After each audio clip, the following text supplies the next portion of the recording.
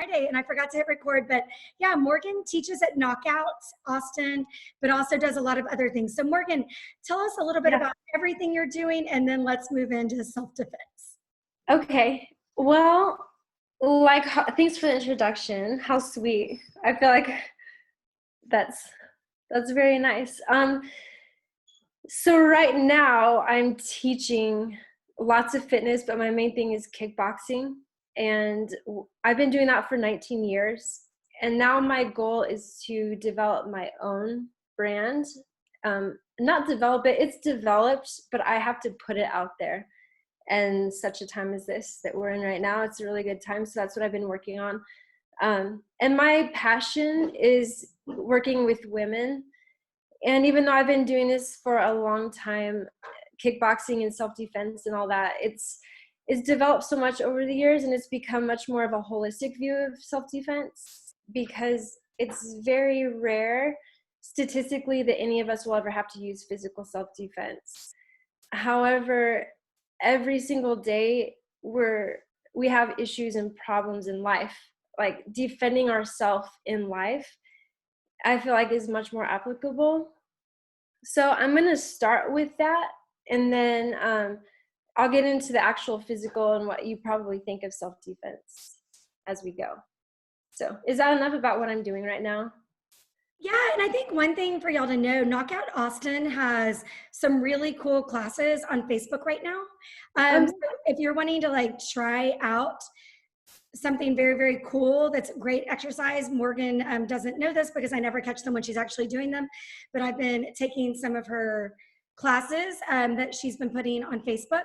So a great thing to watch. And then Morgan, your new website, does that have like different options that people could work with you? Tell us more about that website before you go in to an actual self-defense site. Yeah, so all the stuff I'm doing in this moment during this pandemic is through Knockout. I'm doing lots of virtual stuff online. I'm filming 3 times a week, and those are recorded and they're absolutely free. There's so much free working out online right now, so it's pretty easy to keep moving. It's simple, it's not easy. And then for my website, in this moment, I just launched it yesterday, and it has all the options to work with me one-on-one. So I could do virtual training, like through fitness, holistic nutrition. Kickboxing would be challenging, but I'm up for the challenge. Anything that I am doing, I can do virtually or in person. Like I still have one of my clients. I don't see very many people, but I see her, and she's been very consistent. And I'm going to her home. So I can go one-on-one locally in Austin. So if anyone's outside of Austin, we're all on shutdown right now, but any other time I could travel too. Awesome. Okay, I just wanted to make sure they knew that was out there. And yeah, when you email them, you can send them that website that we had up in the beginning. It's so pretty. So all the prices and stuff are on there. It's really cool. So take us away on self-defense. Yeah. Okay, so like I was saying before, like I think there's primary self-defense and secondary self-defense. Secondary self-defense is what we think of when we think of self-defense, like hitting, punching, all the other, biting, anything that is actual, and when you have a threat and you have to defend yourself physically. But on a day-to-day, it's the primary self-defense that we will use. I teach self-defense starting from the inside out. So that starts with your thoughts. It starts with our thoughts. So I'm going to ask a lot of questions throughout this to just activate your own self-defense. And y'all want to ask her questions or answer her questions, like take yourself off mute if you've never been with us before. This is supposed to be collaborative and fun. Yeah, it is. I don't want it to just be me talking. And I totally want all of your feedback, because this is, my self-defense is something that I'm actively creating. And I really want feedback from women, because you all have a lot of experience with life. Okay, so this is, especially right now, like what are you reading? What are you taking in? What are the things that you're consuming in your mind? What are your thoughts? What are you thinking about? And how do you think of yourself? That self-defense starts with our own thoughts about ourselves and about what we're consuming on a consistent basis. How is your overall mindset? If you all hang out with Holly, I imagine that you all work on this consistently. But I think it's a work in progress. Okay, actually, you laughed out loud, and you were a woman leading a national organization in the oil and gas field. No, it's been tough. I just got like asked to be president of a different thing today. So no, but I mean, I think that like right now everybody's just kind of in this flux. You know, none of us have ever really experienced anything like this before. So I think that everybody's just trying their best to sort of figure it out as we go. You know, I think that as far as self-defense goes, it's going to change as we move forward, because I think that, you know, with unemployment rates, with people not having jobs, with, you know, vandalism, not necessarily on the home front right now, but like on the small commercial businesses that have shut down, I think it's going to be a different months, at least in my opinion. So, I mean, I think it's important to know at least kind of what to do, what your steps are. You know, I try to be like Holly and have a positive attitude when it comes to everything that she does. But, you know, it's a challenge to be a leader right now and to kind of to stay in a good mindset. It is very hard. And through different parts of our lives, like I feel like that is an always fluctuating thing. And even with our hormone cycles, like it just is different every day. That can look different every day. I think right now it's important to think about purpose and whether or not you believe in God or beyond this life or our overall life purpose. Having that outside perspective or a bigger picture perspective helps me a lot in life, whether things are good or bad. Some other things I'm going to ask just about life as a whole. Like we have so many different avenues of life. What do you do consistently to learn about yourself? Who are you? What do you want to be and do? And it's kind of hard to think about all that stuff right now because we're in the middle of a crisis. But maybe now's the best time because our life is a little bit slower sometimes. How do you handle stress? Are you growing through it? Do you allow yourself to cry? I think sometimes we're expected to be very strong all the time, especially if you are a leader. And to me, for about a decade, I didn't cry and I was just always in fight training. And then I went through a divorce and life kind of, a whole bunch of stuff. And right after that, I spent probably 2 or 3 years crying consistently. And it was just like I was letting all that go. And ever since then, I feel a lot healthier. And if I feel like crying, I just cry. I know this seems like it has nothing to do with self-defense, but I believe it does. I have puppies. I'm sorry. They're loud. We love puppies. What? We all love puppies. I love them most of the time. No, I love them all the time. Do you take time to relax? How is your sleep? How is your health, your fitness, and your movement? Sometimes I know there's a lot of pressure. I've gotten this feedback from people that they feel so much pressure to have to keep their regular workout routine. But sometimes just moving in any way really helps to release stress, and it positive endorphins and all that good stuff. Do you do things to have fun and be creative and consistently learn, keeping the brain active? So those are all things that pertain to us as humans. And then self-defense goes outward. So then how do you understand and feel empowered about your finances? And now is the time it kind of shook our country, and our economy is not doing so great right now.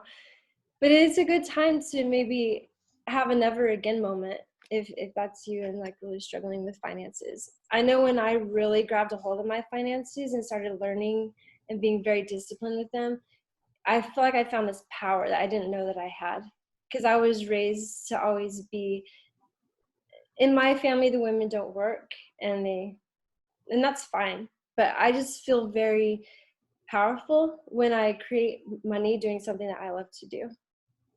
But that's me. I'm just like triggering things to see if it helps anyone. Like I said before, statistically, it's not a stranger that's going to do anything. Right now, it might be a little higher. I don't know statistically now because we're in a new time. It's people close to us. It's domestic violence. It's the people you're letting in your life, relationships. And I know the older I get, which I love, the stronger my intuition. And learning what red flags are in relationships and trusting that. If you don't trust your intuition, if you say, oh, it's probably nothing, and you do nothing, then your intuition gets lower. And that's a huge part of self-defense. So now we're going to get into actual self-defense. Do y'all have anything to say? We have a lot of strong leaders on here that lead big teams, big organizations. Morgan, I think one of the questions I have, first of all, I love that you're so vulnerable, right? Like I'm a crier. So when you said like you didn't cry for so long and then you did, what are some of the other things? Like do you journal? How do you keep track of how you're feeling or where you want to be versus where you are? I do journal.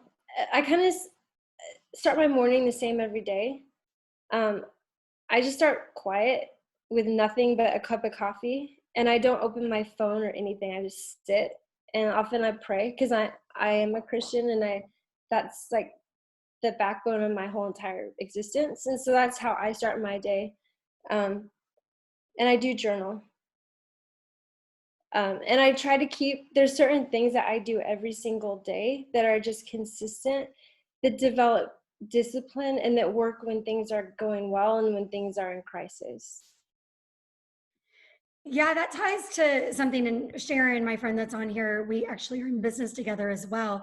And that's something that we've been focused on, like in times of uncertainty, what can you control? And those morning or habits in general, but especially how you start your morning, because you might not have control over the rest of the day. Right. And controlling the controllables. Yeah. Well, and to your point, I think one of the biggest things right now that I've tried to be focused on is, in the good times, it's really easy to be like, wah, wah, like this sucks. I had to sit in traffic, whatever. And right now, like you said, as being leaders of different organizations, it's more important than ever to look at the good. For our industry in particular, we can still work. So, whether business is on or off, it doesn't really matter right now. We still can provide jobs for people so that they can go to work and they can still earn an income and they still have food to put on their table for their 4-year-old son who, can't go to preschool anymore. So I think I've done a whole lot more work at trying to focus on the good things than, the depressing things right now, because it's very easy to sink into that mode too. It is. I think it's really hard to also we hear all this stuff and it's hard to know what's real and what's not real and what's true and like what to trust and what not to. And it's easy to go in a downward slope, especially on the news. Mm-hmm. Well, I mean, let's be honest, right now, the news has nothing to focus on besides COVID-19 because nobody's getting out of their houses. Yeah. So, it's whether it's over exaggerated or not, I don't know, but it's really easy to sink into it if all you have to watch is Fox News or CNN about. But I guess that is to your point. That's all they have to do. Right. That's all they can focus on. Right. Yeah, that's true. I didn't think of it that way. Morgan? Yeah. Hi. Hi, this is Melissa Hancock, and I'm just my picture today because I've been busy and my hair is like really crazy. So I love that picture. Sure. But I was just going to ask, one of the things that I kind of struggle with in the hustle and bustle of just day-to-day activities, I travel a lot for work. And even though right now I'm not traveling, I find myself having a hard time staying present or being mindful about things.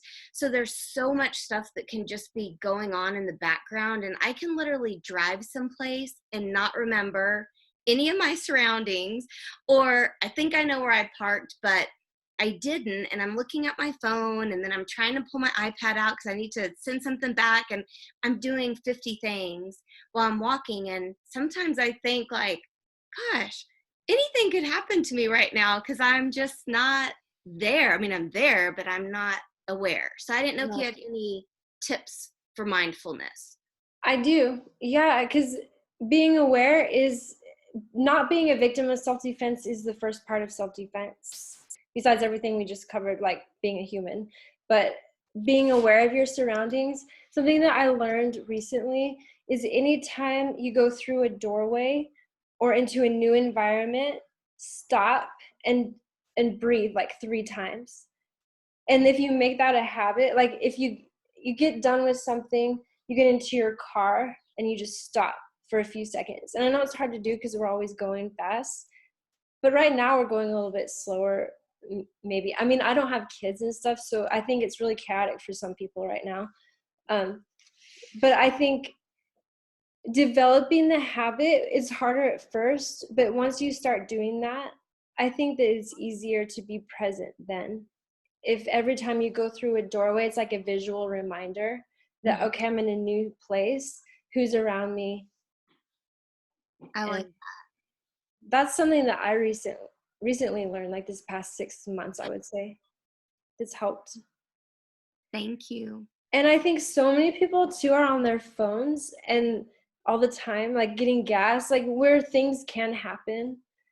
The number 3 places that things happen is parking garages, which are kind of creepy anyway, so it's easy to be aware there.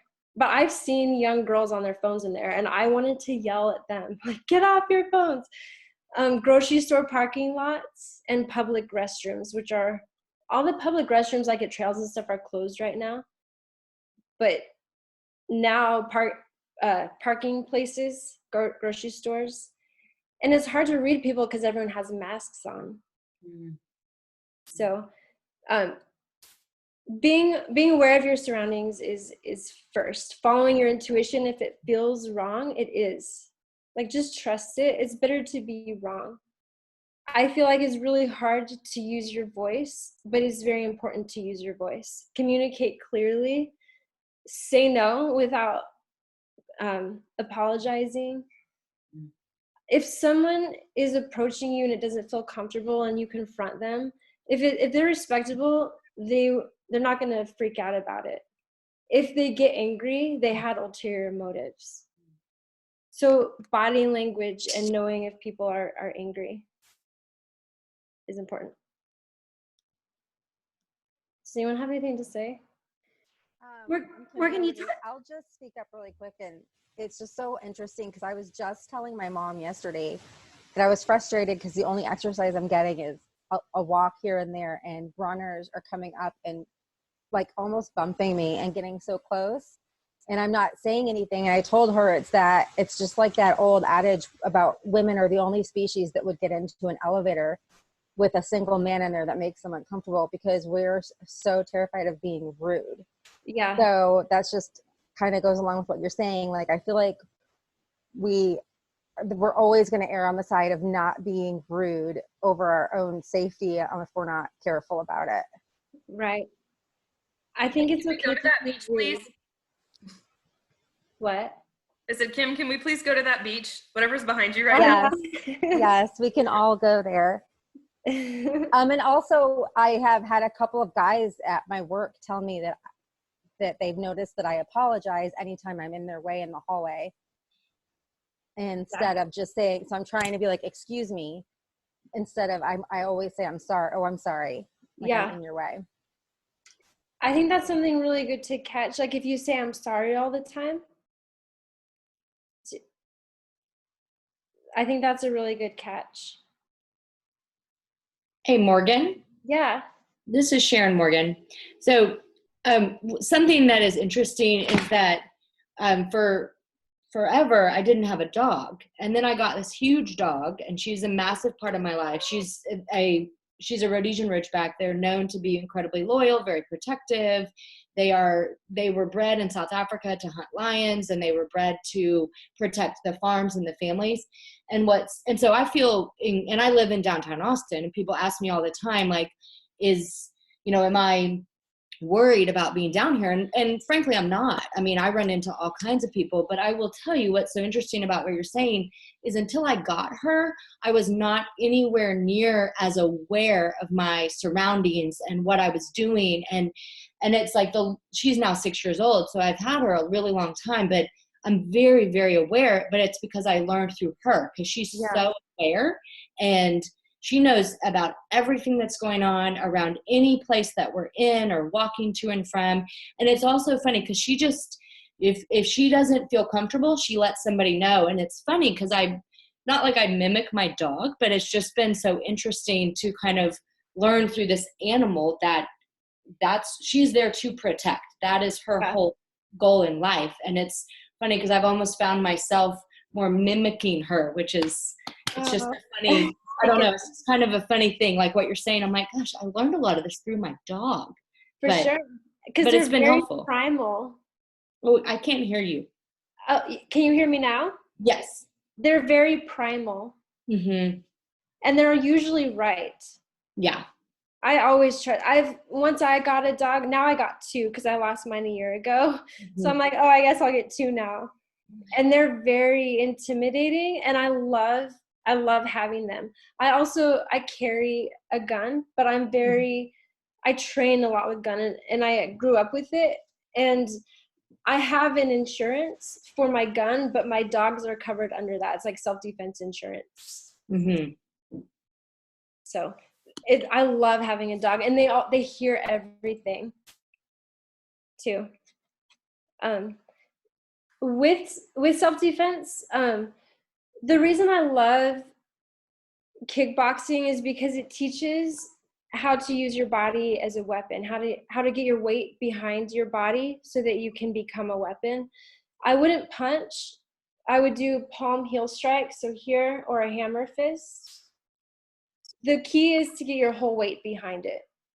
And usually when I teach kickboxing, I'll do it with a kickboxing, or when I teach self-defense, I'll do it with a kickboxing class so that it has some action with it. And it's simple stuff. Like when I've taken self-defense over the years, it's all these fancy things. And at the end of the day, when something happens, your fight or flight kicks in, your adrenaline will hit, and you'll freeze for a second. Knowing that you have to fight anyway can save your life. Like after the freeze, you just have to do something. First thing, I use your voice, claw, bite. I would go after the eyes first, because no matter how big someone is, they're sensitive. Even trained fighters, they get hit in the eye, it's done. It doesn't matter how big the person is. The groin usually works. Chances are it'll be a man who attacks you. Getting hit in the groin as a woman also hurts, actually, but not as much as a man. Apparently, I'm not a man, so I don't know. But the guys that I train with, they said always go up. If you don't know how to hit the groin properly, they said the more up you go, the more effective it is. So pressure or points on the body, eyes, the neck right here, it takes almost nothing to hit there, and you're out. Any kind of strike to the temple, the back of the head. The second thing I would do besides eye gouge would be an elbow strike, because it's the strongest point on your body. Understanding how to use your whole body behind an elbow is helpful, but it's not necessary. It doesn't take a lot. It's the strongest point on your body. So any way you throw it, whether it's horizontal, up, down, but you also have to be in close quarters to use an elbow. But if you need a weapon, use an elbow. A knee strike, you bend your leg as much as you can and go up with it. The more you use your hips to generate power, the more you will generate power. I would only use kicks to push away or to kick to the groin. I might use a roundhouse kick because I've been training in that for 19 years. But even when I fight in kickboxing, it's really my weak point, honestly. I can do lots of kicks during training, but once adrenaline hits, your legs feel like jello. So the biggest thing with self-defense is mindset. After that, you just have to fight with everything you've got. Get crazy. Most predators, they want your body, something you have, or your life. So don't let them take any of that. Know what you would fight for. I would rather die than have someone rape me, and I'm willing to fight for that. I'm willing to fight for my dogs. And like I said before, I'm very comfortable with a gun, and so I carry one. But that's not everyone's thing. But I think it's very important to be very responsible with that, and I take it very much as a great responsibility as far as what to do in certain situations, when I would use it, when I wouldn't. And it comes with a lot of legal liability and a lot of responsibility. So if anyone wants information on where to train around here, I know a good place. But that's knowing what your weapons are, knowing where the exits are, and you can turn almost anything into a weapon, a stick, like knowing around you what a hard object is that could help you in the scenario. It's simple stuff like that that will save your life. Morgan, I had the opportunity to take one of your live classes before, and you kind of showed like how to go for the neck and how to go for the ears. Is there a way for you to show us that on Zoom? So if you cup your ear, don't do this on yourself, but if you cup your ears like this and hit the ears, it can pop the eardrums, but it messes up people's equilibrium. So that's a good spot. If you do this with your hand and then you hit right there, going straight up, I don't know if you can see, like into the neck, dig your thumbs right here. And you can feel it on yourself, like anywhere where it's uncomfortable for you is uncomfortable for them. If you can get control of someone's head, you have control of their body. But if you had control of their head, you could simply run away. So I would do that. I would use, sometimes I carry a knife, but I don't want the memory or the feeling of using a knife. I would rather use a gun. I'm more of that than, I don't want that memory of a knife and cuts, but they are very effective. They're very dangerous. The other thing that you shared in that class that I thought was cool was if you have confidence and you come across as powerful, that you're less likely to be attacked. Can you kind of talk through how we would exude that on a day-to-day basis? I think if you all are leaders, and the confidence that you got being a leader, owning a room, it is the same thing. If you come across as confident, predators are looking for weakness. Same thing with relationship domestic violence. It's a weakness that they're looking for, and they like dig their way into it. But a stranger, they're also looking for weaknesses. Being distracted is also a weakness, actually. But walking with confidence, I make eye contact. Even in fighting, like if you make strong eye contact, it's very intimidating. People get freaked out. And even if you're freaked out, and if you're able to just make strong eye contact, walk tall and straightforward, it makes you a bad target. Because predators, they don't want to get hurt. Chances are that they've done something before and they don't want to get caught. So, and there's plenty of other people that they can pick out, which I don't want them to pick them out either. But like, we should all be bad victims. Oh, also, don't ever, you probably have heard this, don't get taken to a second location. Hair. My hair is really long and thick, and I wear it in braids a lot. That's actually not very good. Like someone could grab this and pull it, but they'll get an elbow if they try. Morgan, I have a question about the second location. What is that about? Oh, like if you're in a grocery store parking lot and someone tries to take you to a second location, do everything you can to not be taken to a second location. Like if you're in a parking garage, they get you in a car. It's statistically you won't make it alive if you get taken to a second location. So fight. If someone's trying to pull you into a car or get you to go somewhere else, like into an alley or something, it's bad news. Morgan, I have a question. Oh, why am I so big all of a sudden? I don't think there's a right answer to this actually, but so gun aside, if that's not an option, there's many times where I've brought up to my boyfriend some kind of weapon, or like even, I think it just a few days ago, I said something about wanting a baseball bat in our bedroom, and he brings up a lot that that's just going to be used against me. I don't have that strength or training. And if I bring a weapon to a fight like that, then I'm just hurting myself basically. What are your thoughts? What you're saying.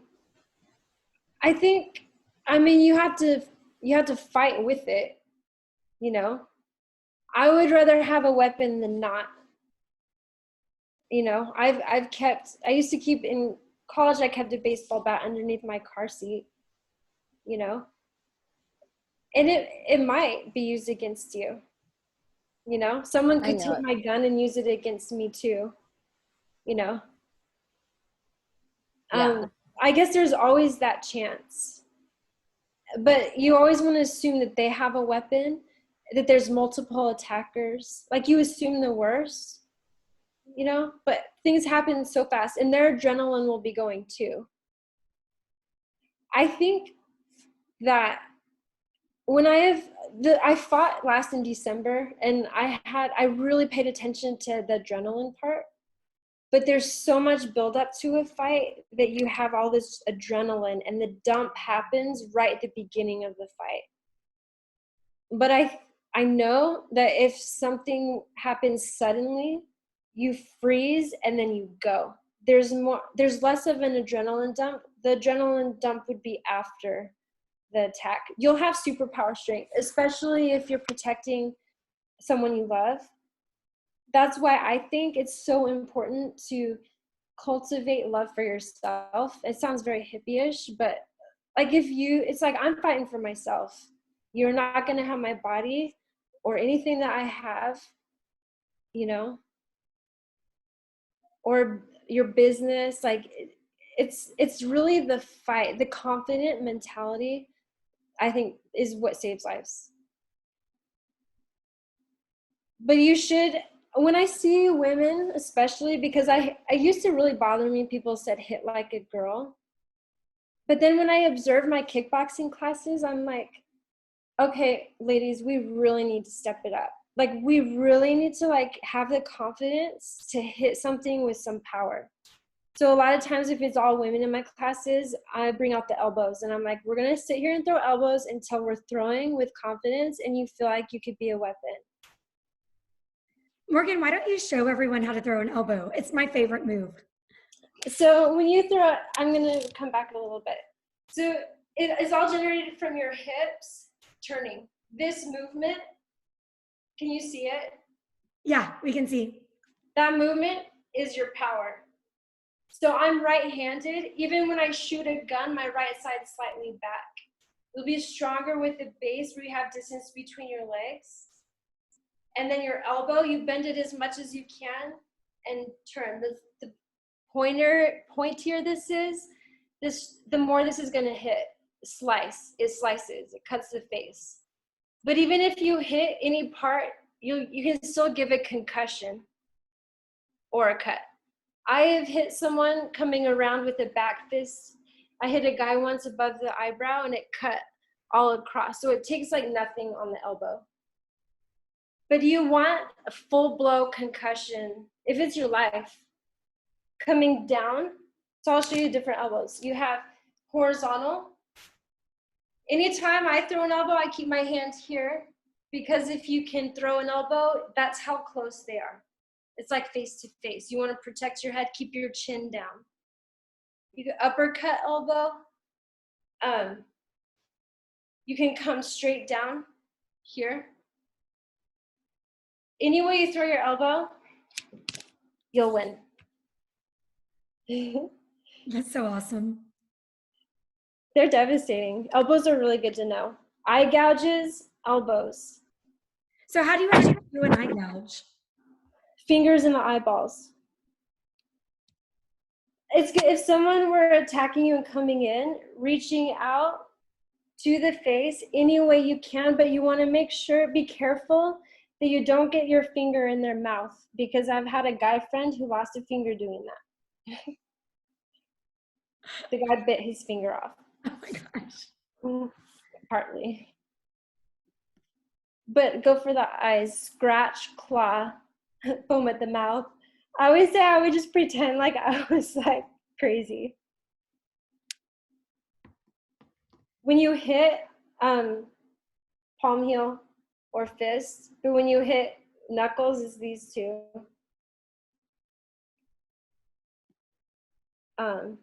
Yeah. Any other questions? Did I miss anything, Holly, that I've talked about before? I don't think so. And I love it because I've had a full, I would say 45-minute in-person class on this, and I learned so much more today. What other questions? Does anyone have anything else for Morgan? This is a more serious topic than we're used to. Yeah, it's not as happy, probably. Happy if we can protect ourselves. It is, it's important. I would be interested in more information on your classes and on, you said, the good places to go train and learn to shoot, if you're going to send a follow-up email. Yeah, I can definitely do that. Definitely. And y'all, I'm serious. The workouts on Knockout's Facebook page right now, Knockout Austin, I was a little skeptical. Like, I love to punch and kick. And I was like, oh, is this really going to do it? And Morgan said, order 1 pound hand weights for shadow boxing. And I've been doing them and I'm sore and I sweat, even if it's like 69 degrees in my house. So I encourage y'all to check it out. And then whenever we're finished social distancing, I get 2 guest passes a month. Sharon's gone with me before. Would love for y'all to go with me. And Amy, when you're in town next, you'll have to, because it's a lot of fun. I can guess anyone too. Oh, yeah. You can all be Morgan's guests. Well, I can't guess everyone in the same class, but I think I get 2 guest bags per class. Awesome. I'll take you up on that because it's, I think I wore my Apple Watch recently and it was like 700 calories in 45 minutes. And you feel totally empowered and amazing because you're like punching stuff. It's more that feeling that is self-defense in a nutshell. Self-defense is getting away from the threat. It's all you have to do is diffuse the threat. It's simple. It's just not easy. As in work, right? If those of us that are in the KW system, we all hear that, right? Success is simple, not easy. We have to do the work. Exactly. So Morgan, and right now, everyone is a little edgy out. Like there's a lot more anger, and like was mentioned earlier, like the violence that might happen. It's good to know when to engage and when not to, and most often it's not worth engaging. I laugh at, I wave really big and act like I know people if they lose their temper on the driving, but it's not engaging. I read the book Boundaries and that changed my whole life. It was one of the best books I've ever read, but it's having boundaries with people you love and also people who are strangers is very good and very useful. I'm laughing. That's perfect timing. I set a boundary tomorrow that I'm not doing any work. So that's the book I'm going to read. For those of you that know me really well, you know that's a big deal. What other questions for Morgan? Okay, Morgan, I've been thinking this the whole time you've been talking, and then Sharon texted me the same thing. Your nails look amazing. Did you do those? I did. Well, right before all this happened, when I wear boxing gloves, like when I'm in training, I'll get my nails done, S&S, and then the next day it'll like crack because I have gloves on and they heat up, and then the pressure. So I'm like, I'm learning how to do my nails myself. So I did that right before the shutdown. Well, it's perfect timing. So y'all, and my nail girl, Fanny, who I love, if y'all ever go to Balcones Nails, she's going to be our May 1st demo. But I ordered the stuff, like she put together little packets, and it's all really inexpensive. And she dropped off my little bundle today, and that's what I'm going to tackle next. But y'all, I think I put Fanny's cell phone number and an email to everyone to order. She delivers. It, like, whenever I opened up the bag, it smelled like the nail salon, and I was so excited. So I love that. Yeah, so Morgan, I'll make sure that you get that email too, because that's one of the things that I want to learn as we all social distance. And one of the things that you said in the beginning, getting control of our finances, if we learn how to do our own hair and our nails and all these things, like, think how much money we can save later on. Yeah. Well, Morgan, thanks so much. And y'all, thanks for your great questions. Ashley, thanks for letting me throw you a curveball earlier. But we'll make sure that Morgan has your info so that she can follow up with Kimberly's questions, her website, where to train with guns, how you can work with Morgan. And y'all check out Knockout Austin. I can't say it enough. The Facebook page has great 30-minute workouts, and I'll make sure that anyone here is at the gym with me as soon as we're out of here. What's that, Kim? Oh, Knockout Austin? You're muted, but you're ready. She's ready. The next part of my own website is going to be a subscription to virtual classes. Oh, cool. I will be doing a lot more online, but anyway, that's coming. For now, I'm doing Knockout only. Also, I'll support Knockout and do Knockout too. But and we do have a question in the chat box. Boundaries, when to say yes, how to say no, and take control of your life. Is that the book that you were talking about? The author, Henry Cloud. Yeah, he's the best. I love Dr. Cloud. Yeah, that's the one in the chat box. Awesome. Yeah. And there's like boundaries for all kinds of things. It's just the original Boundaries book because it has all that information. I read another one that was about boundaries for mothers, in case anyone needs that. Our Mothers Ourselves. It was good too. But I think that's timely for a lot of people on here right now that are homeschooling kids that they weren't expecting to homeschool. Yeah. Good job, ladies. Man, that would be really tough. Hats off. Elizabeth, that's the most serious face I've ever seen you. Elizabeth. Yes, that's why I look forward to these happy hours. Elizabeth, I love the picture behind you right now. I have the same one in a smaller version. Kathy Womack. Kathy Womack, yeah, it's fantastic. I love Kimberly's koozie makes me really happy. Yeah, so Morgan, Elizabeth is also an entrepreneur and has a fashion consulting wardrobe stylist. I'm butchering it, but I work with her. I can't live without her. So wow. Yeah, you can watch one of her replays. Yeah. Oh, I'm gonna start coming to all of these. Great. She's about to do another one. How to feel, well, I'm gonna say it in my terms, how to feel fancy at home. That's perfect. Say, like, I watched part of it, Elizabeth. It was fantastic. I can't wait for your next one. Oh, Ashley, were you on the last one? I wasn't on it, so I watched it on YouTube. Oh, okay, awesome. So I'm looking forward to your next one. I was like, I didn't see your pretty face on there, so I'm glad you'll join again. Yeah, absolutely. I actually sent it to my mother, and I was like, you need to watch her tips for things you need in your closet, things that you need to put outside of your closet, even if it's like something that's sentimental or, you know, all that kind of stuff. So yeah, it was fantastic. I'm looking forward to it. Thank you. What was the how to feel fancy at home thing? Is that happy hour coming up? May 8th. Okay. We're doing another one. Yeah, there's lots of great ones that Holly has planned for the future. I like all the topics. They're really diverse too. Well, and Melissa is next week teaching us how to do public speaking. So we have a fun group on here. Nice. Okay, y'all have Morgan. Thank you. Yeah, thank you. I want to meet you all in person. We're gonna do it. Even a lot of these people, even if they live out of town, do come to Austin. So we'll make sure that you meet everyone. You've already met Sharon, and everyone have a great Friday. Thanks for continuing to pop on and giving me my connectedness hit. And cheers. Y'all have a great weekend. Bye. Cheers.